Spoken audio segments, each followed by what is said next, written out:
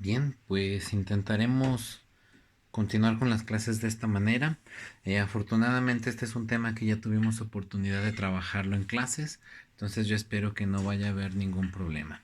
Entonces es el equilibrio de los líquidos intra y extracelulares, así como la ósmosis. La palabra clave aquí siempre va a ser equilibrio. El cuerpo algo que procura siempre es que no haya excesos de ni una cosa ni de la otra.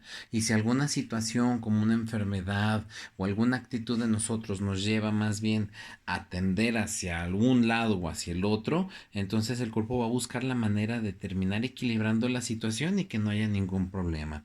En ese sentido, pues el equilibrio siempre se va a buscar.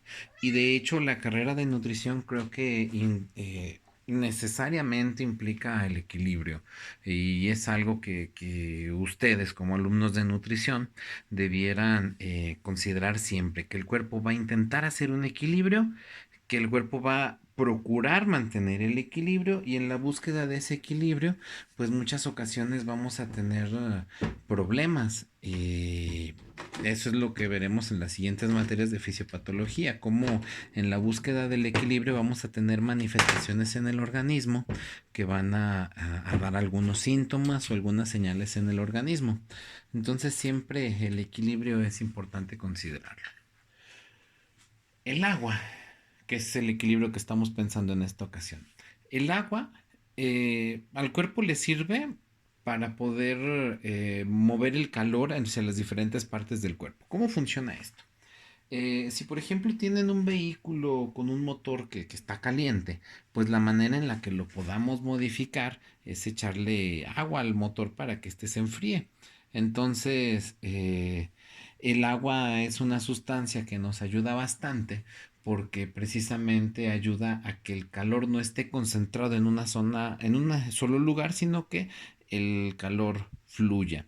Entonces, en ese sentido, es útil pensar que el agua para el cuerpo pues también nos hace una función similar. Es decir, si lo más caliente del cuerpo es por ejemplo el estómago, la cabeza, el pecho, gracias a que hay agua fluyendo en las diferentes partes del organismo, ese calor que se produce ahí va a estar cambiando de una zona a otra. Claro que lo va a hacer a partir de la circulación, pero es gracias al agua que está en la sangre que esto se puede hacer. También sirve para transportar energía, claro que es energía calorífica, pero va para el caso es lo mismo. Si por ejemplo tenemos un globo con agua y lo golpeamos, esa agua se mueve hacia los lados repartiendo la energía.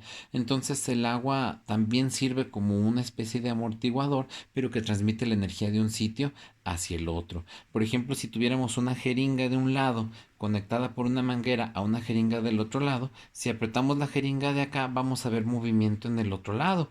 Esto es el principio de las máquinas que las llamamos hidráulicas, donde la energía del movimiento es transmitida de un lugar a otro gracias a una manguerita. Entonces el cuerpo tiene algo similar, el corazón está latiendo y es la energía del apretón del corazón lo que hace que la sangre fluya a través del cuerpo. Y el agua permite la interacción de las moléculas, es decir, no es posible que haya una fácil interacción entre moléculas, entre los electrolitos, entre la glucosa, cualquier molécula del cuerpo, sino es que está un medio acuoso que les permite estar ahí disueltas para que puedan revolverse y llevar a cabo las reacciones químicas que se requieren.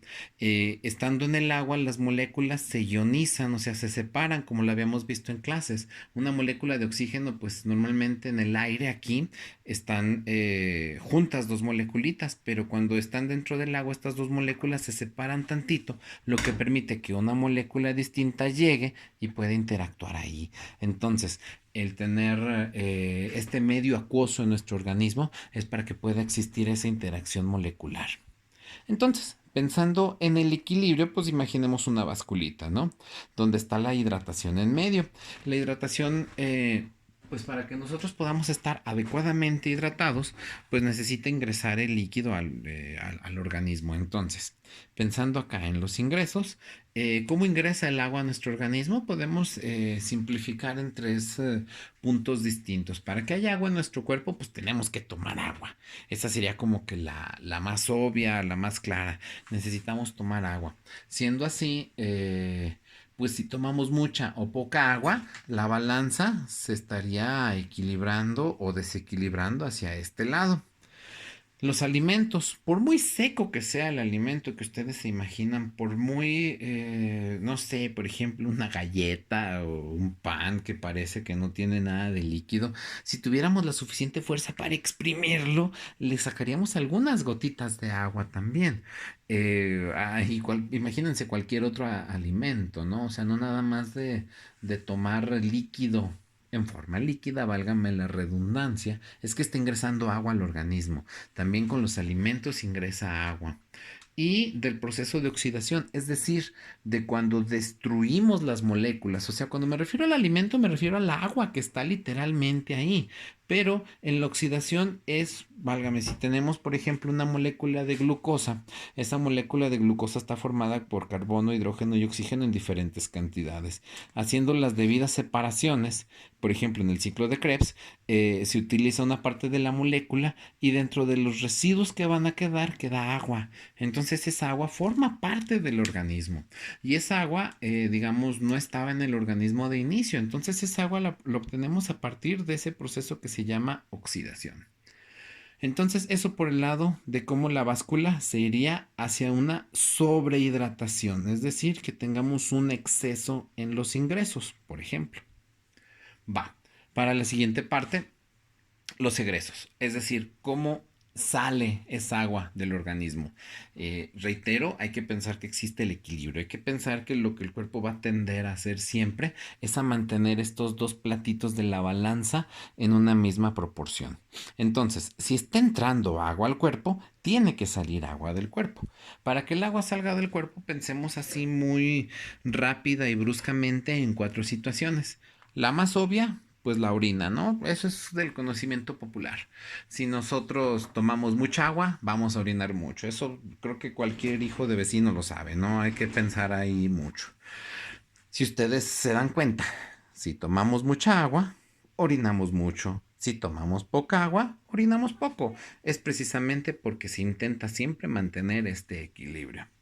La otra forma que creo que es también más o menos conocida está en las heces, de tal forma que cuando las heces son demasiado líquidas, es decir, que hay diarrea, entonces estamos equilibrando la balanza hacia la salida, hacia el egreso, y es que ocurre ese fenómeno de la deshidratación que es tan importante, sobre todo en los niños. Un bebé es fácil que se deshidrate cuando tiene un proceso diarreico, es decir, que hay demasiada agua en las heces y pues la balanza tendería hacia ese lado en ese tipo de enfermedad.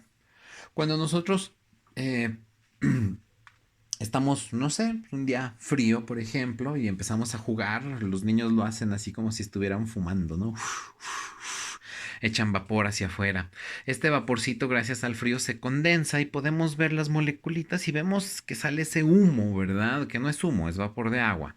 Realmente cada vez que nosotros respiramos, sobre todo si es un día caluroso o es un día muy seco o en climas, por ejemplo, en el desierto, cada vez que nosotros estamos eliminando aire por nuestra boca, estamos tirando agua. Entonces, cada que respiramos o que expiramos, es decir, que sacamos aire de nuestros pulmones, estamos eliminando líquido de nuestro cuerpo.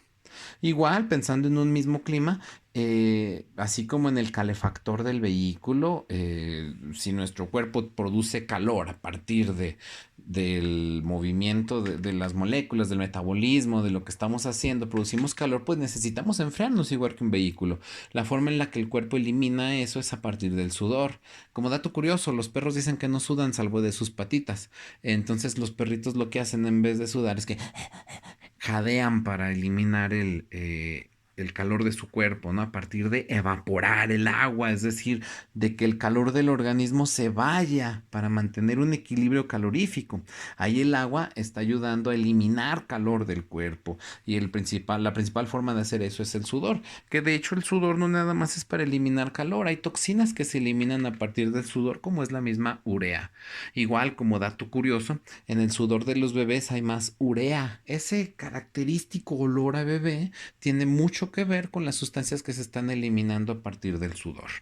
Eh, entonces, si la vasculita tiende más hacia el egreso, pues estaría tendiendo hacia la deshidratación. O por ejemplo, que el egreso sea menor, es decir, que por algún motivo, por alguna enfermedad o alguna situación, no estemos eliminando el líquido por alguna de estas fuentes.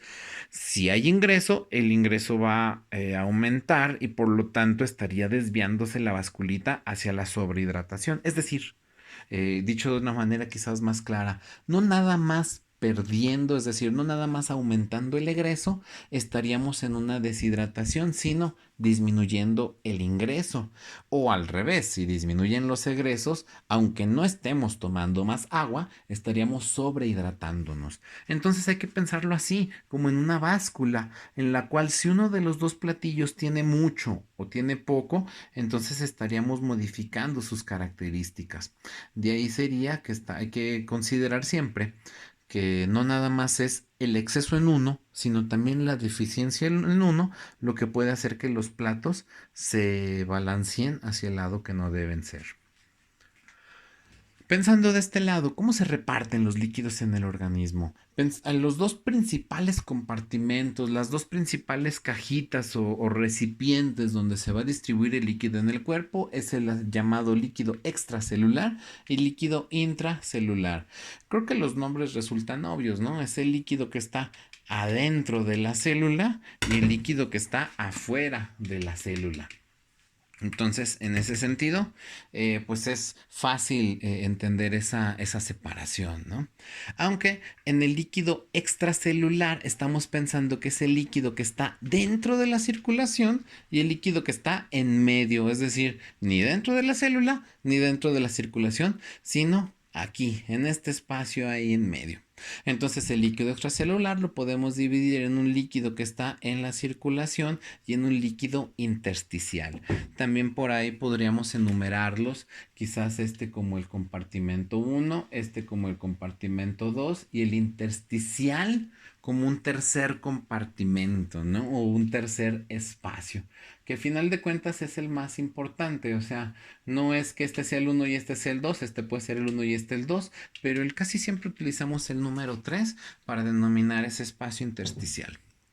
En la circulación, pues bueno, hay células que están flotando ahí en nuestra sangre. De hecho, por ejemplo, los glóbulos rojos le dan el color rojo a la sangre, pero el líquido, pues es justo lo que está aquí bañando en medio, lo que permite que esos glóbulos rojos se desplacen de un lugar a otro. Entonces, es realmente el plasma, es decir, esa agüita en la que está disuelta nuestra sangre, la que realmente es el líquido extracelular de la circulación. El líquido intersticial, claro que es el líquido que está bañando las células, que no necesariamente está en otro espacio. De hecho, por ejemplo, aquí en la piel tenemos entre las celulitas de la piel líquido ahí flotando. De hecho, ese líquido de cierta forma permite que el tejido de la piel pueda tener ese movimiento. Gracias a que el líquido pues se desplaza de un lado a otro, hay separación entre las células y eso permite un poco de movimiento. Claro, también las uniones entre las células tienen que ver con eso, pero hay ese líquido que permite el movimiento. ¿Por qué lo digo así?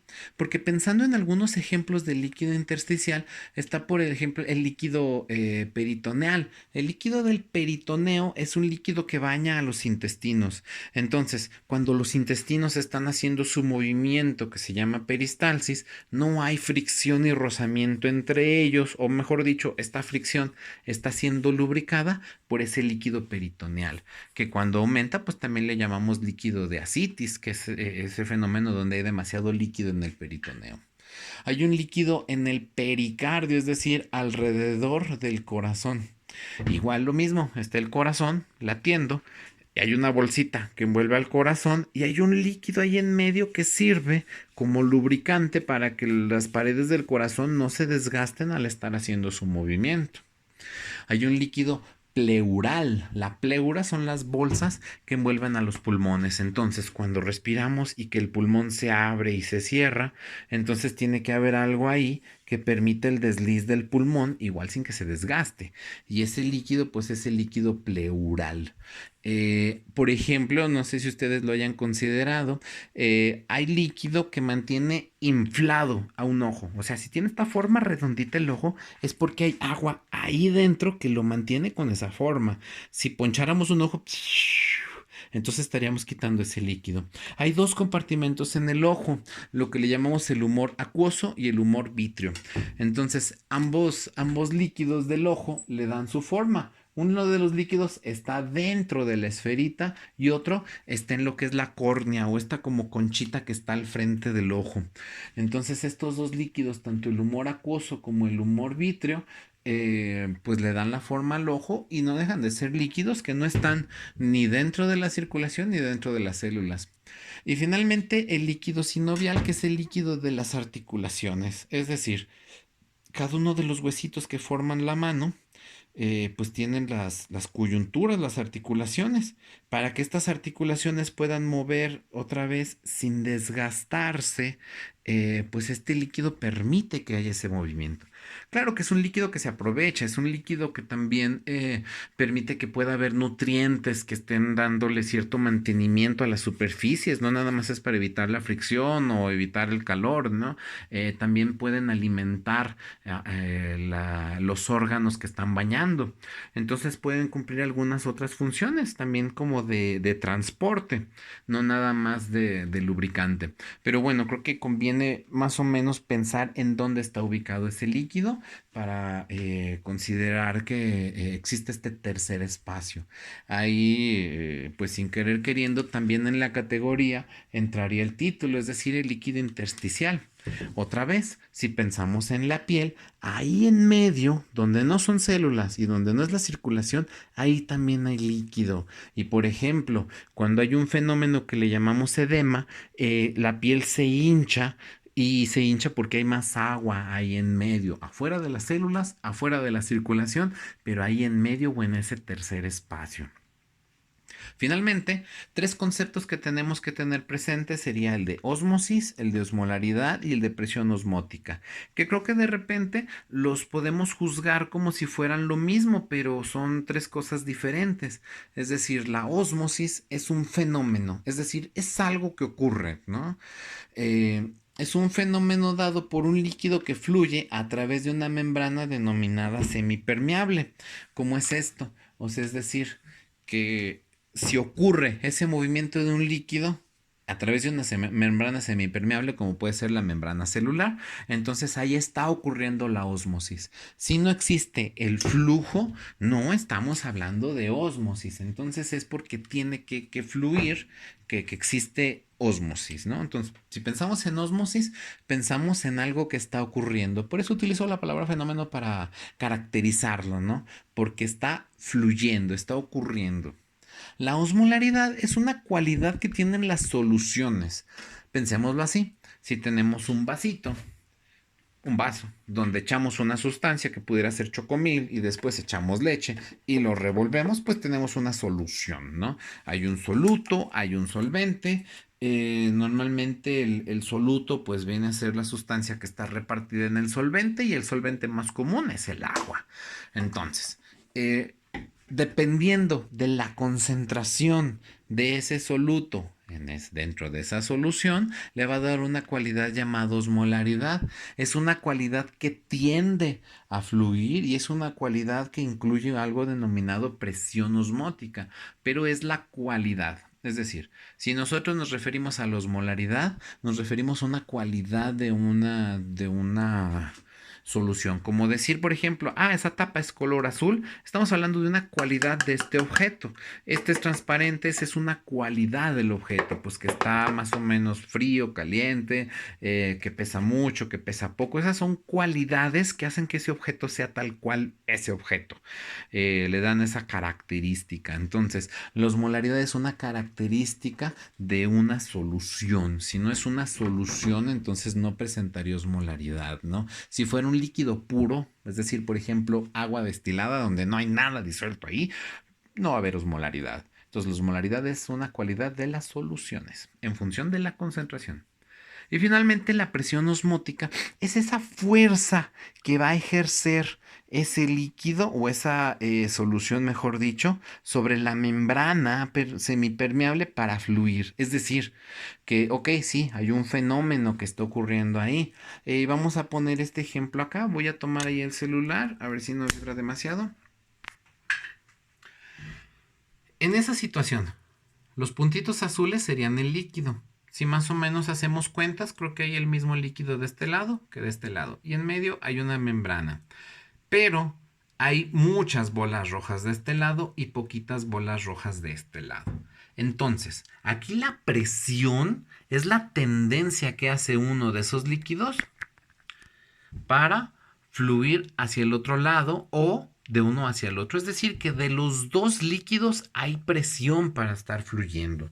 Entonces esa presión va a estar en función de qué tan concentrada es la sustancia. Es decir, por ejemplo, esta sustancia es más concentrada, esta sustancia es menos concentrada. La ósmosis es un fenómeno que está sobre los líquidos, es decir, sobre los puntitos azules para pasar del lugar de mayor concentración, de menor concentración al lugar de mayor concentración. Igual hay que regresar al concepto de equilibrio para entender esto. Es decir, lo que va a buscar esa membrana semipermeable de manera natural es a que se equilibren estos dos espacios. Es decir, que tengan las mismas cantidades de puntitos rojos de los dos lados con respecto de los puntitos blancos, de los puntitos azules. Es decir, que no haya más concentración de un lado que del otro. Entonces aquí lo que va a fluir, como es una membrana semipermeable, si fuera una membrana permeable completamente, entonces estaría fluyendo tanto los solutos como el solvente de un lado al otro. Si es semipermeable, quiere decir que tiene unos poros chiquitos o unos espacios pequeños que permiten que solamente algunas cosas muy pequeñitas puedan pasar. Y lo que normalmente va a poder pasar ahí pequeñito, pues es más bien el líquido, no los solutos, no es lo que está ahí disuelto en ese líquido. Entonces lo que va a fluir es el agua del lado de donde hay más agua a donde hay menos agua con la finalidad de equilibrarlos. Entonces ese fenómeno que ocurre ahí es el de ósmosis, que va del lugar de donde hay menos concentración al lugar donde hay más concentración. Para que no nos hagamos bolas, básicamente es equilibrarse otra vez, de donde hay mucha agua a donde hay menos agua, pero en función de qué tantos puntitos rojos hay ahí. Porque, por ejemplo, igual de este lado hay muchísima más agua y de este lado hay poquita, hay menos agua, pero si ambos lados están equilibrados en cuanto a su osmolaridad, es decir, que hay la misma osmolaridad de un lado que la osmolaridad del otro, no va a fluir porque las presiones que van a ejercer ambas sustancias sobre las paredes de esa membrana van a ser las mismas y no va a haber bronca. Entonces no es de cantidad. Por eso no utilizo aquí la palabra cantidad, sino cualidad, porque depende del qué tanto. No del cuánto, sino el qué tanto de esa sustancia, es decir, qué tan concentrada o qué tan disuelta es la sustancia para que esté ejerciendo una mayor presión osmótica y por lo tanto que se dé el fenómeno de la ósmosis. Entonces, esa es básicamente la clase. Salió un poquito más larga de lo que esperaba, pero espero haber sido más o menos claro al explicar. Igual cualquier duda, lo vemos en la plataforma.